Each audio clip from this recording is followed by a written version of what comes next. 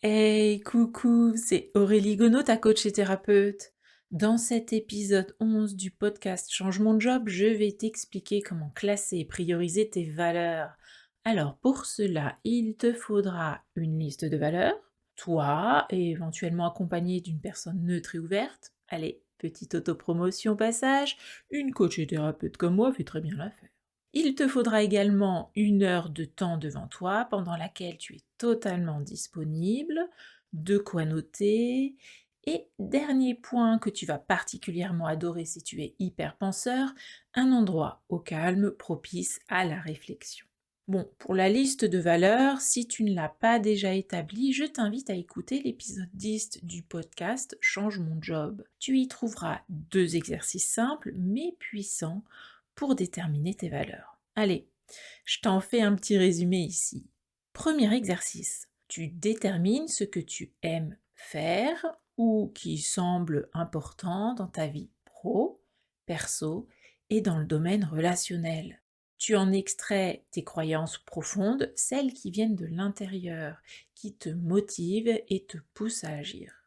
Deuxième exercice, tu passes à la loupe ce que tu admires et les qualités des personnes, personnages et personnalités que tu aimes ou qui t'inspirent. Tu en extrais les idéaux qui t'ont attiré chez eux.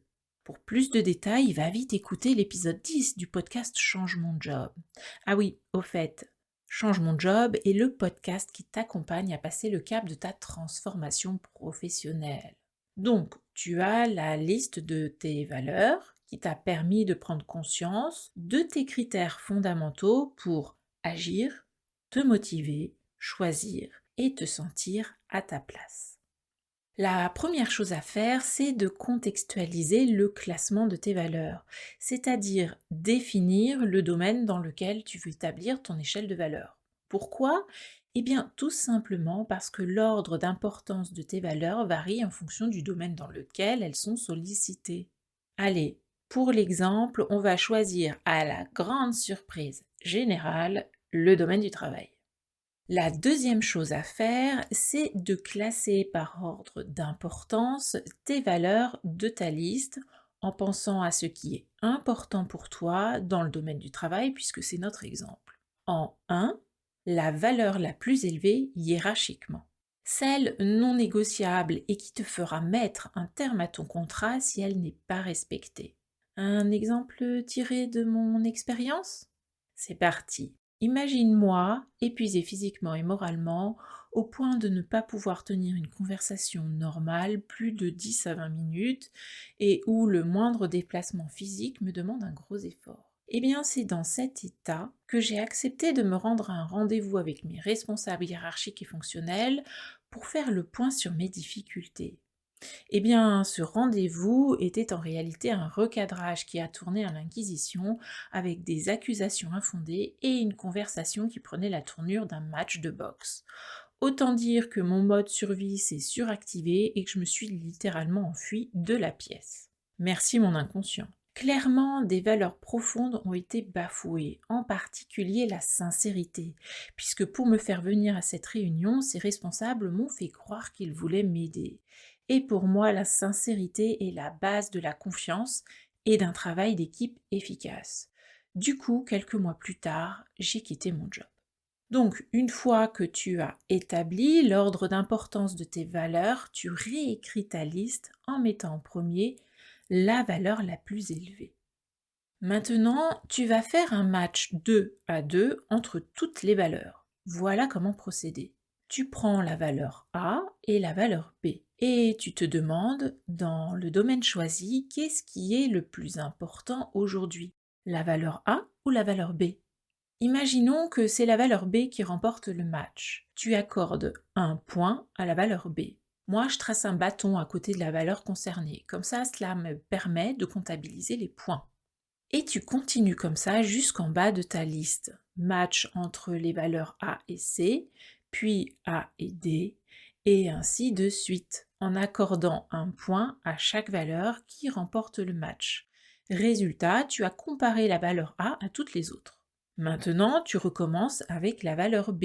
B contre A étant déjà fait, tu passes directement au match valeur B versus valeur C. Laquelle est la plus importante ou la plus essentielle dans le domaine choisi? Et hop, un point à la valeur qui gagne. Et ainsi de suite jusqu'en bas de la liste. Et hop, c'est le tour de la valeur C. Quelle est la valeur la plus importante dans le domaine choisi, la valeur C ou la valeur A? Tu accordes le point la plus essentielle, puis match suivant, C versus D, et ainsi de suite jusqu'en bas de la liste. Bon, je vais pas te faire toutes les lettres de l'alphabet, hein, quoique ça pourrait te bercer, c'est un peu comme on compte les moutons, et occuper ton esprit qui pense trop. Mais bon, je crois que tu as compris le principe. Je résume, tu fais des matchs de valeur 2 à 2, tu accordes un point à chaque valeur qui remporte le match. Une fois que tu as fait ça, tu comptes les points pour chaque valeur, ce qui va te donner un nouveau classement. Et hop, tu réécris ta liste de valeurs en mettant en premier la valeur qui a eu le plus de points. À ce stade, il est intéressant d'observer les différences et les similitudes entre les deux listes et d'en discuter avec toi-même ou la personne qui t'a aidé à faire l'exercice, genre une coach méga géniale comme moi. Cela t'aide à conscientiser l'importance inconsciente de tes valeurs. Bien, à présent, tu reprends la deuxième liste de tes valeurs que tu viens de prioriser. Pour chacune d'entre elles, demande-toi si tu fais quelque chose pour les satisfaire. Et là, ça peut piquer un peu. Personnellement, quand j'ai fait l'exercice il y a quelques années, je me suis rendu compte que la créativité, la valeur numéro 1 à l'époque, n'était quasiment pas satisfaite. Du coup, je comprenais mieux cette espèce de mal-être et d'ennui que je ressentais au quotidien dans mon travail et à la maison. J'ai donc cherché 3 actions simples à mettre en place pour la nourrir. Dans mon job, cela a été la création d'un outil qui allait permettre de simplifier le travail de nos clients et la création de jeux sérieux pour dynamiser les formations que je donnais. À la maison, je me suis libérée du temps pour me remettre à la couture. Donc, je te conseille de faire un tableau avec 2 colonnes. Dans la première colonne, tu indiques tes valeurs d'aujourd'hui hiérarchisées, qui correspondent à la deuxième liste de valeurs que tu as établie précédemment. Dans la colonne numéro 2, tu écris 1 à 3 actions simples à mettre en place pour satisfaire chaque valeur. Pour t'aider, tu peux compléter la phrase suivante. Je satisfais ma valeur chaque fois que je Pour chaque action, tu définis une date de mise en œuvre et enfin, tu agis. Si tu as besoin d'une aide supplémentaire pour préciser, prioriser tes valeurs ou t'aligner à elles, sache que je peux t'accompagner. Pour cela, je t'invite à me contacter par mail ou par téléphone. Mon agenda et mes coordonnées sont sur mon site internet www.aureligono.com/contact. Ça s'écrit www.aureliegaunu.com/contact. Bien, résumons comment prioriser ces valeurs. Mon conseil, contextualiser la hiérarchisation de valeurs en choisissant un sujet ou un domaine de vie. L'étape 1 consiste à classer par ordre d'importance les valeurs de ta liste en pensant à ce qui est important pour toi dans le domaine choisi. La première valeur est la plus élevée hiérarchiquement. L'étape 2 consiste à faire des matchs 2 à 2 entre toutes les valeurs et d'accorder un point à chaque valeur qui remporte le match. À la fin du tournoi, les valeurs sont à nouveau classées en mettant en premier la valeur qui a le plus de points. À ce stade, conscientise l'importance inconsciente de tes valeurs en observant les différences et les similitudes entre les deux listes. L'étape 3, quant à elle, consiste à définir 1 à 3 actions pour satisfaire chaque valeur de la liste établie lors de la deuxième étape. Et bien sûr, se mettre en action.